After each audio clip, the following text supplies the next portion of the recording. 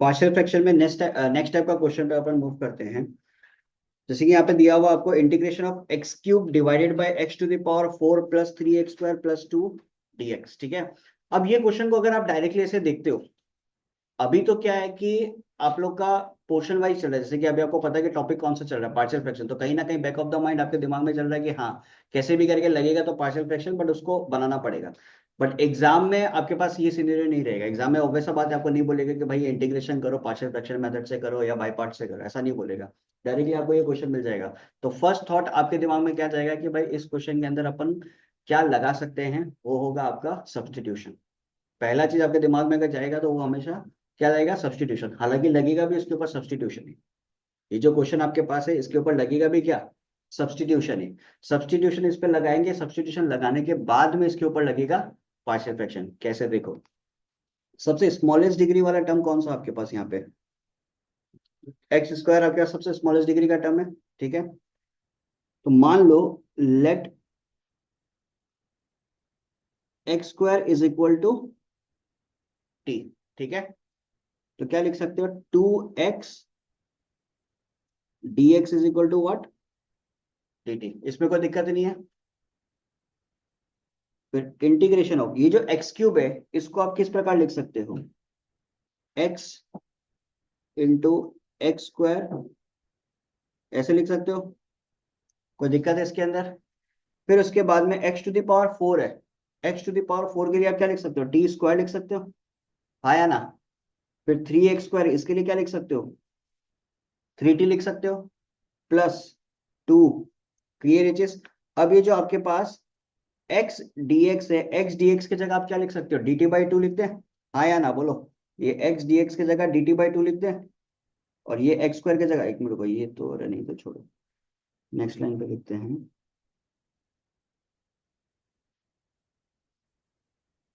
t into dt/2। और यहाँ पे हो गया t² +3t + 2, ठीक है। तो ये जो 1/2 इसको बाहर निकाल दो। फिर ये आपका बन जाएगा t/t² +3t + 2 dt। चलेगा, कोई दिक्कत नहीं है। अब ये जो नीचे आपके पास t² +3t + 2 है, इसको मिडिल टर्म स्प्लिट कर सकते हो। क्या आ जाएगा, t² +2t +t + 2। तो आपके पास सिनेरियो क्या बनेगा, t, फिर यहाँ पे हो जाएगा t कॉमन लेंगे, t + 2, फिर 1 कॉमन लेंगे, t + 2। तो 1/2 t/t + 1 t + 2। बोलो चलेगा, कोई दिक्कत। अब ये जो आपके पास सिनेरियो क्रिएट हो गया, t/t + 1 t + 2, इस पे अगेन आप क्या लगा सकते हो, पार्शियल फ्रैक्शन, ठीक है। तो late t/t + 1 t + 2 = a/t + 1 + b/t + 2, ठीक है। तो a into t + 2 + b into t + 1, denominator खत्म हो गया, कोई दिक्कत नहीं है ना इसमें। एक बार मान लो t का वैल्यू -2, तो क्या होगा, -2 = ये पोर्शन हो गया 0, -2 + 1 कितना हो जाएगा, -b। तो b का वैल्यू आपके पास कितना आ गया, 2। एक बार आप मान लो t का वैल्यू है -1, ठीक है। तो इससे क्या फायदा होगा, -1, फिर 2 - 1 कितना हो जाएगा, 1। तो ये हो गया 0। तो a का वैल्यू आ गया आपके पास -1। कोई दिक्कत इसके अंदर। तो अब इसको इंटीग्रेट करोगे तो आपके पास क्या आएगा, a की जगह आप -1 लिखो, -1/t + 1। फिर b की जगह आप लिखो 2/t + 2 dt। अब इसको अगर आप इंटीग्रेट करते हो क्या आएगा, -log of t + 1 + two times log of t plus two plus c. कुछ बच रहा था क्या? आई थिंक 1/2 अपने पास एक टू एक्स्ट्रा में था। ठीक है, तो ये लगा के लास्ट में आप 1/2 लिख दो। तो टी की जगह हम लोगों ने क्या लिया था? टी की जगह हम लोगों ने लिया था एक्स स्क्वायर, तो minus log of x square +1 +2 times log of x square +2। कोई दिक्कत? So this is your required answer. Clear है सबका? ये नोट डाउन कर लो अच्छे से। अब आपके पास आपका पिटारा में एक और तरीका आ गया कि भाई अगर आपके पास क्वेश्चन आए तो आप इस तरीके से भी आप सोच सकते हो। ठीक है ना?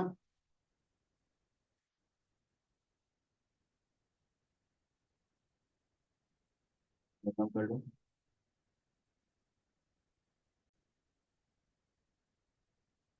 नेक्स्ट क्वेश्चन आपके पास है integration of dx divided by x into x to the power 5 +3। ये आसान क्वेश्चन है।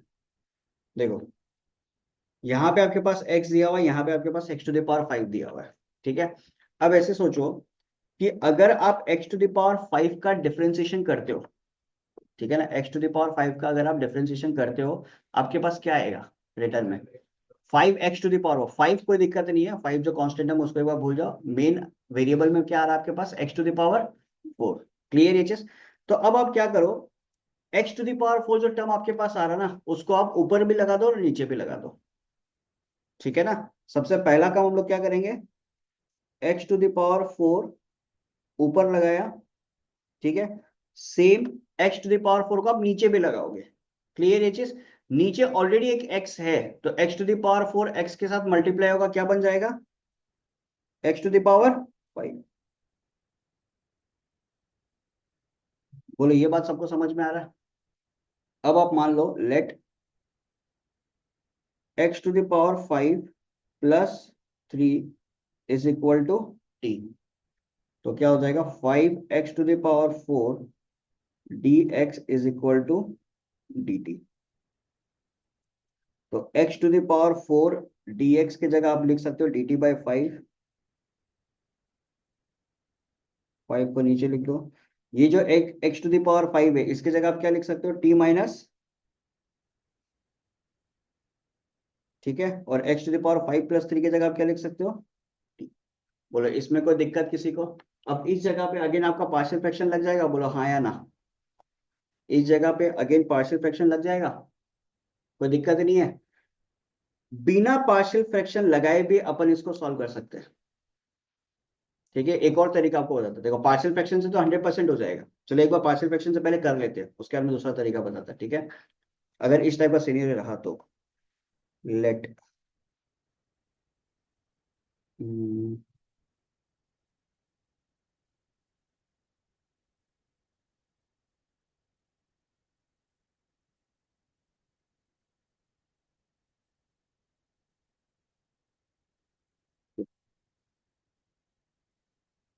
t - 3 t is equal to a/t - 3 plus b/t। ठीक है, तो 1 equal to a t plus b t - 3। तो एक बार t की जगह आप मान लो 0। ठीक है, तो 1 is equal to -3b। b का वैल्यू कितना आ जाएगा? -1/3। क्लियर? फिर एक बार आप मान लो t का वैल्यू हो गया 3, तो ये पोर्शन हो गया 3 - 3 0। तो 1 इक्वल टू 3a। तो a का वैल्यू कितना आ गया? 1/। और इसमें कोई दिक्कत? जब इंटीग्रेट करेंगे तो हमारे पास क्या आएगा? 1/3, इसको बाहर फेंक दो। प्लस बी वाला जो पोर्शन है इसमें काम करो, -1/3 से लिख दो। ठीक है, अब इसको इंटीग्रेट करेंगे तो क्या आएगा, 1/3 log of t-3 -1/3 log of. कोई दिक्कत इसके अंदर, क्लियर है? फिर चाहो तो लॉग का प्रॉपर्टी यूज कर सकते हो, 1/3 कॉमन ले लिया, लॉग ऑफ अपन लिख सकते हैं क्या, t-3 divided by T. T की जगह हम लोगों ने क्या लिया था, x³ plus x⁵ plus 3, x⁵ plus 3 लिया था ना। ओ यस, एक बाहर 1/5 भी बचा हुआ है ना, बाहर एक 1/5 बचा हुआ है, इसको लिख दो। तो x⁵ प्लस 3 लिखोगे तो +3 -3 गया और इधर आ जाएगा x⁵ प्लस 3। ये सिनेरियो बनेगा, क्लियर? अब देखो यहाँ पे हम लोगों ने क्या लगाया, पार्शियल फ्रैक्शन लगाया, तो इस जगह पे इस सही है ना, क्या चीज, और लॉग। देखो इस जगह पे हम लोगों ने पार्शियल फ्रैक्शन लगा दिया। अब यहाँ पे ध्यान दो, जब ऊपर आपके पास कुछ नहीं है, इस जगह पे बेसिकली यहाँ पे आपके पास अगर कोई भी वेरिएबल नहीं है, ठीक है, खाली 1 दिया हुआ है, तो आप यहाँ पे क्या कर सकते हो, इस पे नोटिस करो कि t और t-3 पे बड़ा कौन है, t और t-3 पे बड़ा कौन है, t बड़ा है, तो बिगर क्वांटिटी माइनस स्मॉलर क्वांटिटी आप करो। ठीक है, कैसे, यहाँ पर हम लिख देते हैं एक बार, 1/5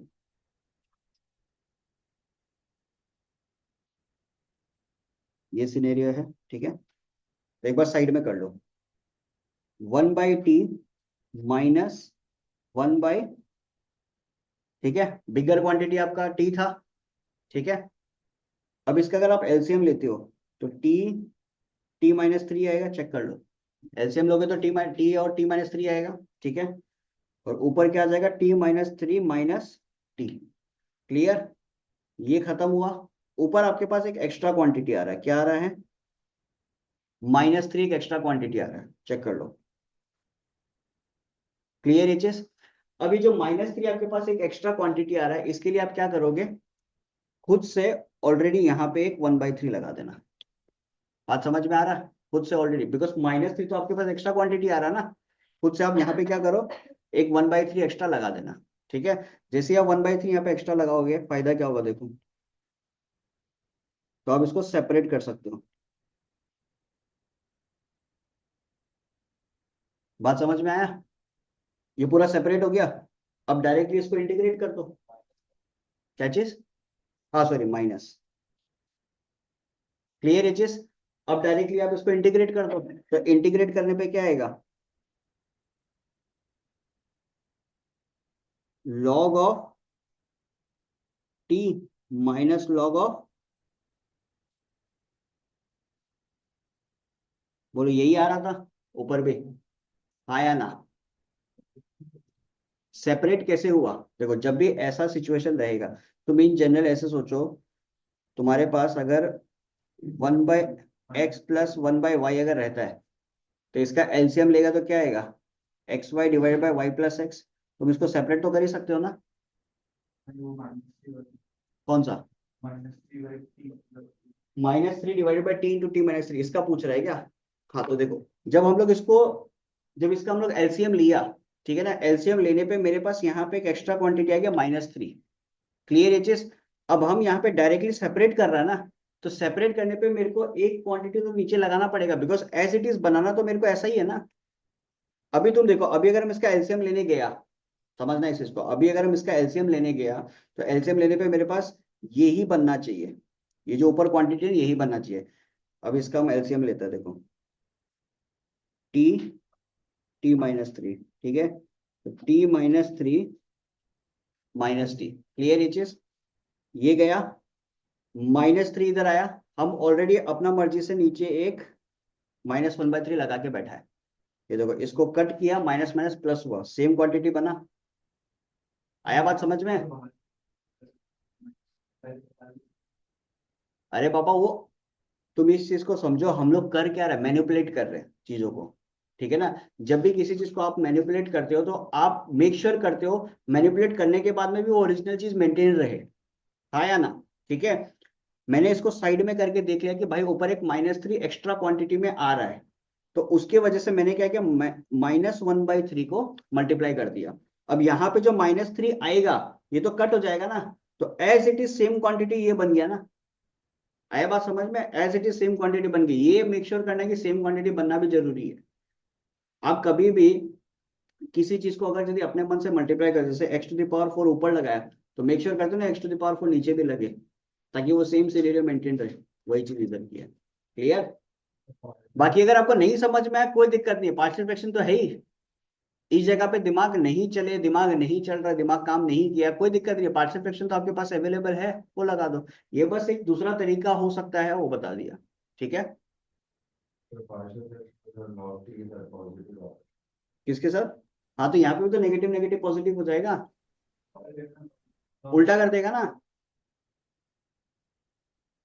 तो ये क्वेश्चन था नंबर 6, इसमें कोई दिक्कत नहीं है किसी को। तो इस टाइप का क्वेश्चन जब आएगा, क्लियर है, क्या करना है भाई, x⁵ था, नीचे x ऑलरेडी मल्टीप्लाई हो रहा था, तो आपको बस ये देखना है कि भाई x⁵ को डिफरेंशिएट करेंगे तो आएगा क्या। आने वाला क्या था, 5x⁴ आने वाला था, 5 को छोड़ दो कोई दिक्कत नहीं है, x⁴ आपको मेंटेन करना, तो ऊपर x⁴ लगा दो, नीचे x⁴ लगा दो, खत्म कहानी, ठीक है।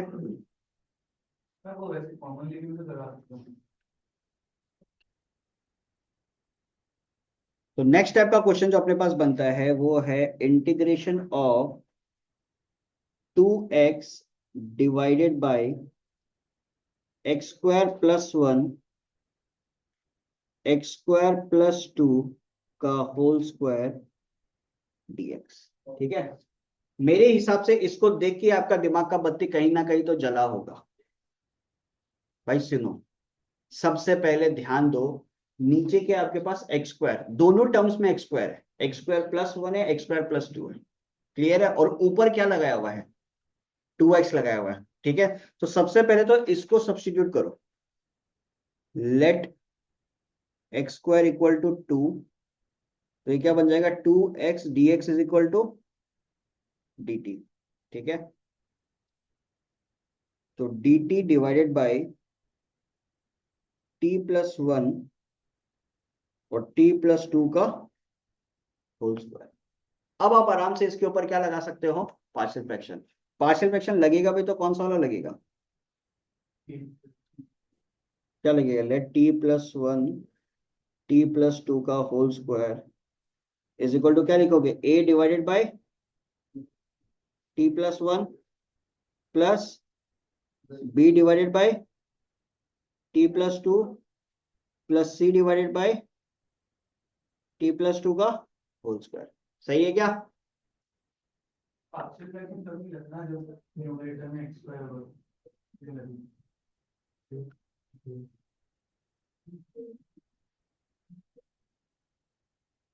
तो अब अगर इसका हम लोग एलसीएम लेते हैं, t+1 t+2 का होल स्क्वायर, ठीक है। तो a इंटू t+2 का whole square plus b into t+2 already है तो क्या आ जाएगा, t+1 और t+2 प्लस c इंटू क्या लगेगा इसके साथ, t+1 is equal to 1/t+1। ये पूरी तरीके से समाप्त हुआ। तो 1 is equal to a into t+2 का whole square plus b into t+1 t+2 plus c into t+1। Clear ये चीज? So let t is equal to -1, तो इससे फायदा क्या होगा, 1 इक्वल टू ये पोर्शन 0 हो गया, ये पोर्शन 0 हो गया, तो 2 - 1 1, a का वैल्यू आ गया आपके पास 1, कोई दिक्कत। फिर दूसरी तरफ let t is equal to -2, तो -2 जब लोगे तो ये 0 ये 0, c का वैल्यू आ जाएगा -1, कोई दिक्कत इसमें? तीसरा क्वांटिटी पे आप ले लो t इक्वल टू 0। तो t इक्वल टू 0 जब लोगे, a 2 का स्क्वायर 4 a बन गया, ठीक है। फिर उसके बाद में 2b बन गया, फिर उसके बाद में प्लस c बन गया, ठीक है। तो 1 इक्वल टू a का वैल्यू 1, तो 4 प्लस 2b, c का वैल्यू -1। 4 -1 कितना होता है? 3। 1 -3 कितना हो जाएगा? -2। तो b का वैल्यू कितना आ गया? बोलो, कोई दिक्कत? a का वैल्यू 1, b का वैल्यू -1, c का वैल्यू -1। कोई दिक्कत किसी को? हाँ हाँ हाँ, कर लो। तो टी स्क्वायर को ब्रेक करना पड़ेगा, तब 0, मतलब तुमको यहाँ पे सिचुएशन क्रिएट करना पड़ेगा। T square into 0 plus T into 0 plus 1, ये होगा। बिकॉज इक्वेशन में तो तुम्हारे पास सिर्फ 1 है ना। कंपेयर करने का ही तो बोल रहा है तुम। कंपैरिजन बोल रहा है, कोएफिशिएंट को कंपेयर करने का बोल रहा है ना। तो तुम्हारे पास यहाँ पे तो सिर्फ 1 है। आया बात समझ में? जो हम लोग क्वाड्रेटिक इक्वेशन लिखते हैं वो किस फॉर्म में लिखते हैं? A x square plus b x plus c के फॉर्म में लिखते हैं। तो तुम्हारे पास टी स्क्वायर और टी तो कुछ है ही नहीं ना, तो इसको इस प्रकार लिखना पड़ेगा, ठीक है। तो 0 के साथ बेसिकली कंपेयर होगा। नेक्स्ट, अब लिख दो सारा वैल्यूज अब इधर। ए की जगह 1, तो 1/t+1, ठीक है। बी की जगह आप लिख दो -1, फिर सी की जगह अगेन -1, ठीक है। तो इसका अपन इंटीग्रेशन करेंगे तो क्या आ जाएगा? log of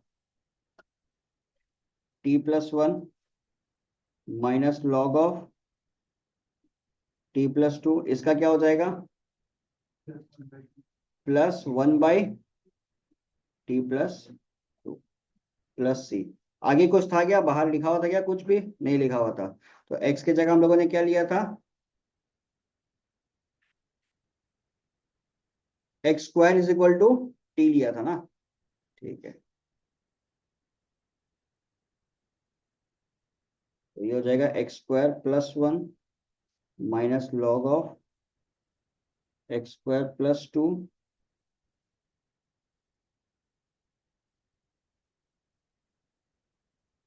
done. कोई दिक्कत इसमें किसी को? क्लियर है, हाँ या ना? चेक कर लो एक बार,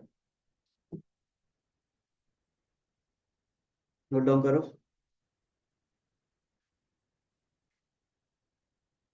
ऑनलाइन वालों को दिक्कत किसी को? क्लियर है सबका? क्लियर? सर प्लीज सम बिना सब सब्स्टिट्यूट करते हैं।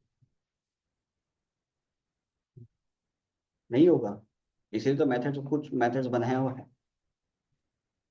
ये वाला नहीं होगा। ऐसे कुछ कुछ सम्स है जो हो जाता है, बट ये वाला नहीं होगा। आगे हम्म।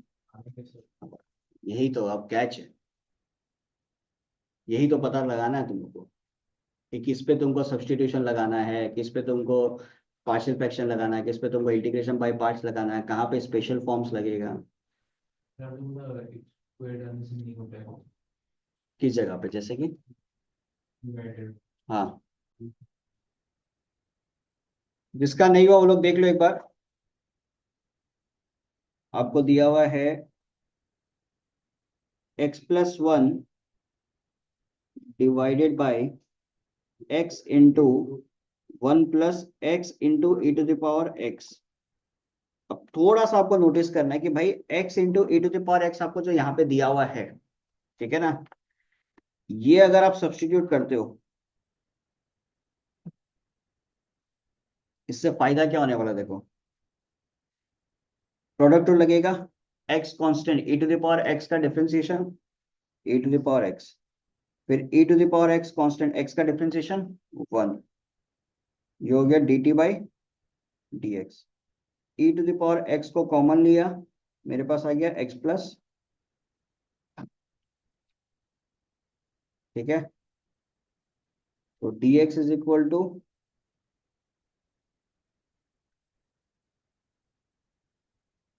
ठीक है, हमारे पास क्या आएगा अब यहाँ पे, x plus one D x की जगह डी टी डिवाइडेड बाई, ठीक है।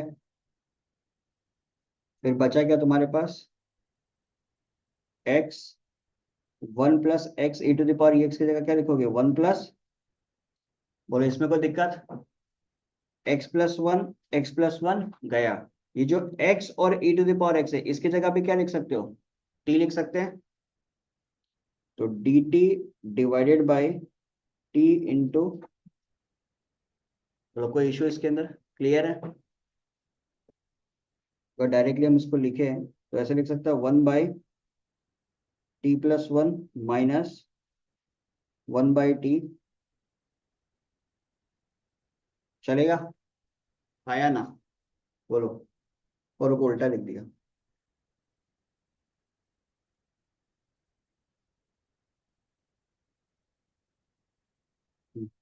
चलेगा, कोई दिक्कत इसमें, क्लियर है। एलसीएम लोगे तो सेम ही क्वांटिटी आएगा ना, आया ना। तो डायरेक्टली आप क्या लिख सकते हो, log of mod T minus log of, हाँ तो उल्टा करेगा तो कौन बड़ा है,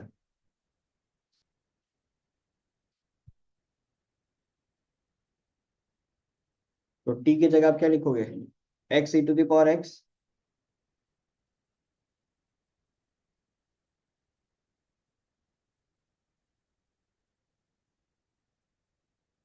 कोई दिक्कत इसके अंदर। अब किसी को ये नहीं समझ में आया तो ऑब्वियस बात है, यहाँ पे लगा लो आप पार्शियल फ्रैक्शन, तब भी आंसर आपका सेम ही आएगा। इस जगह तक पहुंचने के बाद तो मेरे हिसाब से सबसे सॉल्व होना चाहिए, ठीक है, कोई दिक्कत इस पे, क्लियर है सबका। दो स्पेशल इंटीग्रल्स लिखो अभी,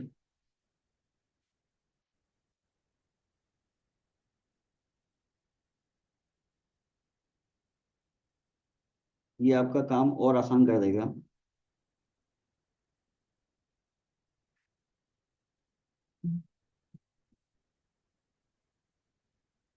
अगर आपके पास कोई इंटीग्रेशन इस फॉर्म में रहे, one divided by x square minus a square, ठीक है, तो डायरेक्टली आप आंसर लिख सकते हो, वन बाई टू है log of x minus a divided by x plus a plus c, ठीक है। याद रखना उल्टा मत कर देना, ऊपर एक्स प्लस है नीचे एक्स माइनस है मत कर देना। ये जो स्पेशल इंटीग्रल्स है इसका क्वेश्चन ज्यादातर आपको एमसीक्यू में देखने को मिलेगा, ठीक है। फिर दूसरा टाइप आपका हो सकता है, one divided by a square minus,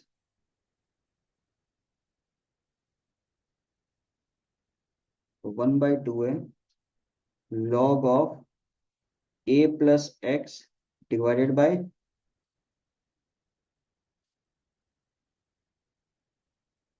ठीक है, ध्यान देना, एक है x square minus a square, एक है a square minus x square, मतलब एक हो गया वेरिएबल माइनस कांस्टेंट का स्क्वायर, एक हो गया constant square minus variable square, clear है चीज। ये जो ए है this will behave like a constant quantity, x will behave like a variable quantity, ठीक है। एक्स माइनस ए अगर आपके पास है तो जब फॉर्मूला लिखोगे यहाँ पे ऊपर एक्स माइनस है नीचे एक्स प्लस है, a square minus x square है तो ऊपर ए प्लस एक्स आएगा नीचे ए माइनस एक्स आएगा, ये ध्यान में रखना। यहाँ पे क्या होता है, बहुत बार कंफ्यूजन क्रिएट होता है, ऊपर वाला नीचे में लिख देता है नीचे वाला ऊपर में लिख देता है, ठीक है। चलो, तो दो स्पेशल इंटीग्रल्स भी हो गया। एक क्वेश्चन अपन करते हैं, एक क्वाड्रेटिक वाला रह गया था I think, c x plus d वाला, वो क्वेश्चन एक करते हैं। अब एक क्वाड्रेटिक से रिलेटेड पार्शियल फ्रैक्शन का क्वेश्चन करते हैं। यहाँ पे देखो क्या दिया हुआ, two x plus three divided by two minus x into x square plus three, ठीक है। अब ये जो हमारे पास फॉर्म दिया हुआ है इसको किस प्रकार अपन लिख सकते हैं, late 2x+3 divided by 2 minus x square plus 3 is equal to a divided by 2 minus x plus cx plus d divided by x square plus 3. Oh sorry, bx plus c. हालांकि cx plus d में भी दिक्कत कुछ नहीं है, खुश, ठीक है। नेक्स्ट, अब यहाँ पे आप एलसीएम ले लो।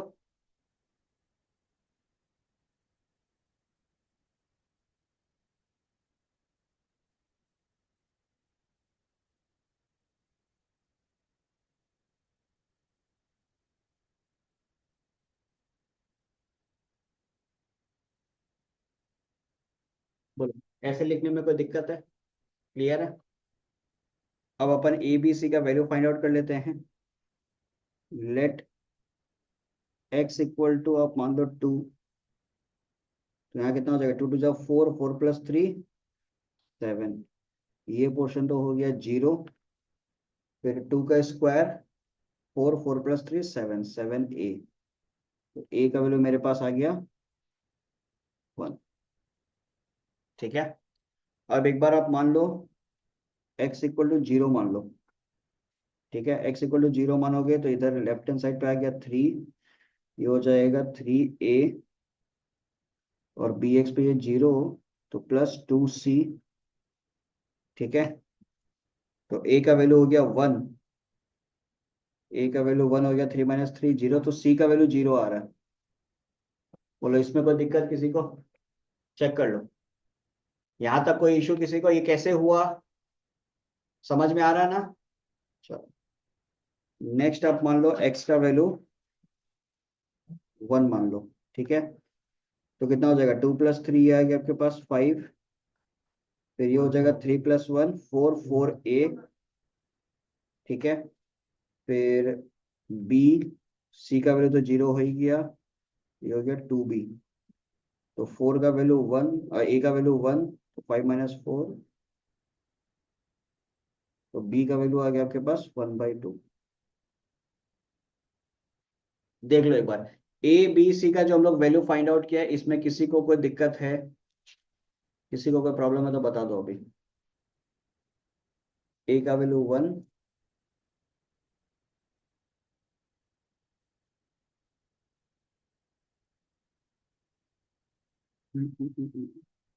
एक्स का एक में, हाँ वही एक्स का वैल्यू 3 प्लस 2 1 डालेगा ना, 5 4a, ओ अच्छा ये बी होगा खाली।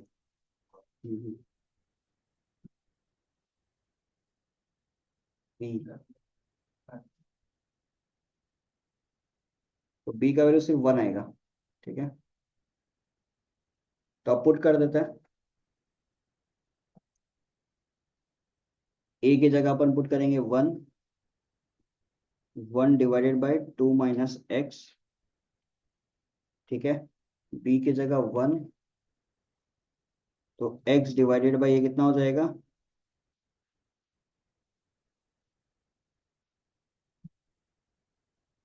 बोलो, ये कहानी समझ में आ रही है? ये जो हम लिखा है क्लियर है? सिंपल सा चीज समझो, b की जगह अपन ने 1 पुट किया, x तो रहेगा 1 इंटू एक्स, एक्स हो गया, c का वैल्यू अपने पास कितना आया? 0। क्लियर ये चीज? तो x divided by x square plus 3 हो गया। अब यहाँ पे जब हम लोग इंटीग्रेशन करेंगे तो सिनेरियो आपके पास क्या क्रिएट होगा? 1 divided by 2 minus x D x plus x divided by x square plus 3 dx। Clear है चीज? अब इस जगह पे क्या होगा? log of 2 minus x. बोलो, खाली 2 माइनस एक्स रहेगा क्या? साथ में एक माइनस भी आएगा, बिकॉज x माइनस 2 रहता तो दिक्कत नहीं था, ठीक है। लेकिन 2 माइनस एक्स से इंटरनल डिफरेंशिएशन होगा, तो माइनस एक्स का डिफरेंशिएशन क्या होता है? -1, तो नीचे आपके पास एक आ जाएगा -1। क्लियर है चीज? बोलो हाँ या ना, कोई दिक्कत है किसी को? अब ये जो x divided by x square plus 3 है, इस पे आप क्या कर सकते हो, सीधा सीधा लॉग लगा सकते हो? नहीं, सुनो, 2 मिनट, लॉग तो आएगा, कोई दिक्कत नहीं है, होगा भी इस पे सब्सटीट्यूशन, लेकिन इतना आपको दिखाने का जरूरत नहीं है। आप एक एक लाइन पे आप कर सकते हो कि भाई देखो, x² + 3 का डिफरेंशिएशन आपको बहुत अच्छे से पता है, कितना होगा? 2x। ऊपर आपके पास क्या है? सिर्फ x है, तो आप ऊपर क्या करो, ऊपर एक 2 लगा दो। बात समझ में आ रहा है?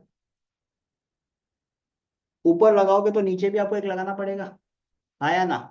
तो अब डायरेक्टली आप क्या कर सकते हो, यहाँ पे माइनस लॉग ऑफ ये हो गया 2 - x +1/2, लॉग ऑफ क्या लिख सकते हो? बोलो, ये बात समझ में आ रहा है नहीं आ रहा? बिकॉज एक सिंपल सा चीज समझो, नीचे ये बताया भी था हम आप लोग को, नीचे आपके पास कोई फंक्शन है, ऊपर उसी फंक्शन का डेरिवेटिव प्रेजेंट है, तो आप डायरेक्टली आंसर क्या लिख सकते हो, लॉग ऑफ दैट फंक्शन। तो नीचे आपके पास ये पूरा फंक्शन था x² + 3, इसका डेरिवेटिव होता है 2x, इसका डेरिवेटिव क्या होगा? 2x, लेकिन ऊपर आपके पास खाली x था, तो आपने क्या किया, ऊपर 2x बना दिया। ऊपर अगर आप 2x बना रहे हो तो नीचे आपको डिवाइड भी करना पड़ेगा, तो यहाँ पे मैंने लगा दिया 1/2। Clear aches? So this will be the required answer. कोई दिक्कत यहाँ तक किसी को? क्लियर है सबका? तो पार्शियल फ्रैक्शन से रिलेटेड जितना भी फॉर्म था, ऑलमोस्ट सारा फॉर्म के अंदर अपन क्वेश्चंस कवर कर लिया, उसके साथ साथ स्पेशल इंटीग्रल्स का भी कुछ क्वेश्चंस अपन कवर किया, क्वेश्चन नहीं सॉरी, कॉन्सेप्ट कवर किया। तो कल का क्लास के अंदर पार्शियल फ्रैक्शन का 2-4 क्वेश्चन और करेंगे, और स्पेशल इंटीग्रल्स का क्वेश्चन भी करेंगे, और फिर स्टार्ट कर देंगे एक्सरसाइज 7.7। ठीक है, आज का होमवर्क नोट डाउन करो।